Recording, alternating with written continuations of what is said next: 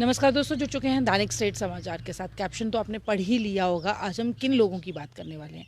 जी हाँ, हम आपको बता दें कि 25 जुलाई 2022 को एक बॉडी जो है वो फ्रेम किया गया था। और किन लोगों के लिए किया गया था? ये रिजर्व कैटेगरी के लोग जो टारगेट किलिंग के वक्त ये पोस्टेड किए गए कश्मीर में। और इन्होंने बार बार प्रोटेस्ट किया कि हम लोग अपनी फैमिलीज़ को लेकर यहाँ पे मौजूद हैं। और एक बॉडी जो है वो फ्रेम किया गया, एलजी साहब के द्वारा एक ट्वीट भी किया गया। उस बॉडी फ्रेम का क्या हुआ, इस सब पे चर्चा करने के लिए आज मेरे साथ जर्नलिस्ट अश्विनी भारद्वाज हैं।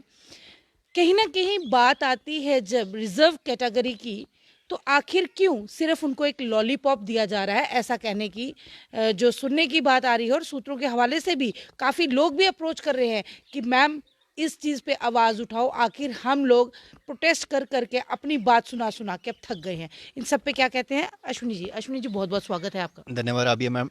पहले तो अश्विनी जी, मतलब कि हमने देखा है कि 25 जुलाई 2022 की बात करें, आज 2025 चल रहा है, अभी तक सिर्फ और सिर्फ रिजर्व कैटेगरी को एक लॉलीपॉप जो दिखाया गया, उस पर अभी तक कुछ इम्प्लीमेंट नहीं किया गया। इन सब पे आप क्या करेंगे? जी मैम, ये रिजर्व कैटेगरी के लोग जो हैं इंटर डिस्ट्रिक्ट लगे थे कश्मीर में जी 2007 में। जी उसके बाद उन्होंने अपनी निरंतर वहाँ पर सेवा दी, क्योंकि आपको पता है कश्मीर का माहौल किस तरह से है। लोग तो ये कहते हैं, भारतीय जनता पार्टी और अन्य पार्टी ये कहती है कि हालात में फ़र्क है। हाँ, हम ये मानते हैं कि फ़र्क है, लेकिन प्रॉपर तरीके से वो चीज़ वहाँ पे अभी तक स्टैब्लिश नहीं हुई है। 2007 से लगे हुए हैं। 2000 आपको पता है कि 21 के 22 के बाद वहाँ पे लगातार टारगेट किलिंग हुई। जी उसके बाद एडिशनल सेक्रेटरी रोहित शर्मा ने ऑर्डर निकालते हैं, उसमें एलजी भी ये ऑर्डर निकालते हैं कि इनको फ्रेम किया जाए, इनकी बॉडी फ्रेम किया जाए। उसके बाद जितने भी ये एम्प्लॉयर थे, इन्होंने प्रोटेस्ट किया जम्मू में, लगातार वहाँ पर प्रोटेस्ट हुआ। उसके बाद इनको आश्वासन दिए थे। क्या बॉडी फ्रेम किया गया था? जी, इनमें फ्रेम ये किया गया था कि बॉडी बनाई गई थी। इसमें ये देखिए, आप पूरा, मेरे पास ऑर्डर भी पड़ा हुआ है। इसमें जो है chairman, principal secretary of government higher education department, commissioner secretary, divisional commissioner Kashmir Jammu के, मतलब सबको, इनको 7 मेंबर की बॉडी बनी थी। इन्होंने फ्रेम किया था कि इस पे इनकी बैठक होगी, मीटिंग्स होगी। मीटिंग के बाद ये क्या फैसला लेंगे कि इनको 3000 लोग हैं वहाँ पे, इनको ट्रांसफ़र किया जाएगा, क्योंकि उनकी फैमिली डिस्टर्ब थी कि हमारे बच्चे या हमारे हस्बैंड या हमारे भाई, कोई भी फैमिली मेम्बर्स, ये इंश्योर था कि कुछ भी वहाँ पे हो सकता था। उसके बाद एलजी ने भी डरे हुए थे, और एलजी ने भी ये आश्वासन दिया था कि होगा। उसके बाद भारतीय जनता पार्टी ने भी आपने देखा होगा एक संकल्प पत्र निकाला था। उसके बाद ये संकल्प पत्र भी मेरे पास है। संकल्प पत्र में भी इन्होंने कहा था कि ये देखिए कि reform of government employees in reserve and transfer policy specially for SC ST, ये 16वां नंबर पे इन्होंने लिखा था। 16 नंबर आज 16वां नंबर, ये पढ़िए आप।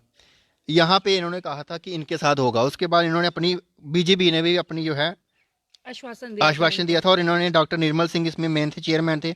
डॉक्टर देवेंद्र कुमार मनियाल, अजय भारती, मतलब 4-5 मेंबरों की टीम बनी थी। इन्होंने कहा था कि ये होगा, लेकिन अनफॉर्चुनेटली जम्मू कश्मीर में भारतीय जनता पार्टी की सरकार बनी नहीं थी। उन्होंने कहा था अगर वो सरकार उनकी बनती तो हम उनको पूछ सकते थे, लेकिन अब नेशनल कॉन्फ्रेंस की सरकार है, तो नेशनल कॉन्फ्रेंस से ये जरूर गुजारिश रहेगी कि इन लोगों के साथ इंसाफ किए जाए, क्योंकि काफ़ी समय इन्होंने प्रदर्शन भी किया था, दिन हो, दोपहर हो, रात हो, शाम हो, लेकिन ये लोग वहाँ पे थे। सब लोगों ने आश्वासन दिया था, एक पॉलिटिकल स्टंट भी कह सकते हैं, तब हर राजनीतिक लोग वहाँ पे पहुँचे थे, लेकिन अभी तक इनके साथ इंसाफ नहीं हुआ है। जी, क्या मांग करते हैं, मतलब कि मांग जर्नलिस्ट? क्योंकि आपने भी देखा, हमने देखा, आपने भी इनके प्रोटेस्ट जो थे काफ़ी कवर किए थे उस वक्त भी, और आज भी ये लोग आवाज़ उठाने की कोशिश कर रहे हैं, लेकिन कहीं ना कहीं इनकी आवाज़ जो है वो भी ये देखिए, इनका ये सरकारी मुलाजिम है, अगर ये प्रोटेस्ट ज़्यादा करेंगे तो इन पे कहीं ना कहीं, इन पे आपको पता है शिकंजा कस जा सकता है। पहले जब इन्होंने प्रोटेस्ट किया था, सैलरी इनकी बंद हो गई थी, फैमिली ने किस तरह से सफ़र किया वो आप लोग जानते हैं। अब ये लोग हमारे माध्यम से ही यह आवाज़ अपनी रख सकते हैं, ठीक है। अगर ये कोई प्रोटेस्ट करता है तो ये इनको एक, आप बोलेंगे सिंपल सी, उनको टारगेट करेंगे, उनको हरासमेंट करेंगे, लेकिन इनके परिवार और ये लोग, जम्मू कश्मीर के जितने भी जो लोग वहाँ पे लगे हैं, उनकी सिर्फ यही डिमांड है कि उनको जम्मू में ट्रांसफ़र किया जाए। कब हालात कब कैसे हो जाए आपको पता है, कभी भी कश्मीर में कुछ हो सकता है। जी, कहीं न कहीं एक तरफ आश्वासन दिया जा रहा है कि जम्मू कश्मीर अलग नहीं है, लेकिन कश्मीर में आज भी ये 2022 की हम बात बता रहे हैं, जहाँ पे एक बॉडी फ्रेम किया गया और 25 जुलाई को ये बॉडी जब फ्रेम किया गया, उनको एक इंश्योर किया गया कि जितने भी रिजर्व कैटेगरी के लोग हैं और वहाँ पे पोस्टेड हैं, अपनी फैमिलीज़ के साथ उनको जम्मू वापस लाया जाएगा।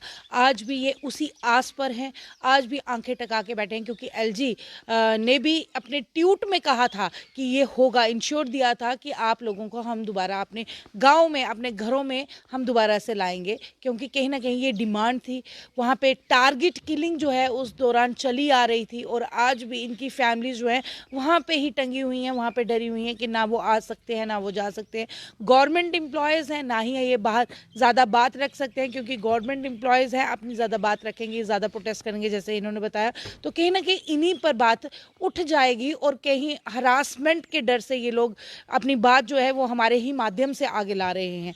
ये सिर्फ एक नहीं, जैसे कि इन्होंने बताया 3000 फैमिलीज जो हैं वहाँ पे हैं और ये एक ही आस लगाए बैठे हैं एलजी साहब पर, अपने प्रशासन पर, अपनी सरकार पर, कि शायद हमारी भी सुनवाई हो और हम भी अपने घरों को लौट आए। इस पे आप अपनी राय क्या रखते हैं? अपनी प्रतिक्रिया ज़रूर रखें और वीडियो को ज़्यादा से ज़्यादा शेयर करें। जी अश्विनी जी। आपको पता था जब टारगेट किलिंग हुई थी तो लोग कितने डरे हुए थे, लोग जम्मू आ गए थे जी और जो आप ज्वाइन भी नहीं कर रहे थे। जी अब वो सारा सिस्टम ठीक है, मैं मानता हूँ कि थोड़ा बहुत फ़र्क पड़ा हुआ है, लेकिन लोग यही कह रहे हैं कि ना हम नौकरी छोड़ सकते हैं क्योंकि बेरोज़गारी बड़ी ज़्यादा है, क्योंकि बड़े सारे ऐसे इलाकों में उनकी ड्यूटी है जहाँ पे कभी भी कुछ हो सकता है। जी तो उन लोगों के माध्यम से या उनके बिहाफ पे मैं एलजी साहब से या नेशनल कॉन्फ्रेंस सरकार से यही गुजारिश करना चाहता हूँ कि इनकी ट्रांसफ़र पॉलिसी जल्द से जल्द बनाई जाए, क्योंकि 2 साल से लगभग ज़्यादा होने वाला है। अभी भी लोगों को जिस तरह से लॉलीपॉप दिया गया है, भारतीय जनता पार्टी ने संकल्प पत्र में कहा था भारतीय जनता पार्टी के साथ हम हैं, उन्होंने इनके साथ रहे हैं, लेकिन अब भारतीय जनता पार्टी की सरकार बनी नहीं। अगर सरकार बनती तो ज़रूर उनसे सवाल करते, लेकिन अब नेशनल कॉन्फ्रेंस की सरकार है, तो नेशनल कॉन्फ्रेंस हमेशा ये कहती है कि हम आवाम के साथ हैं।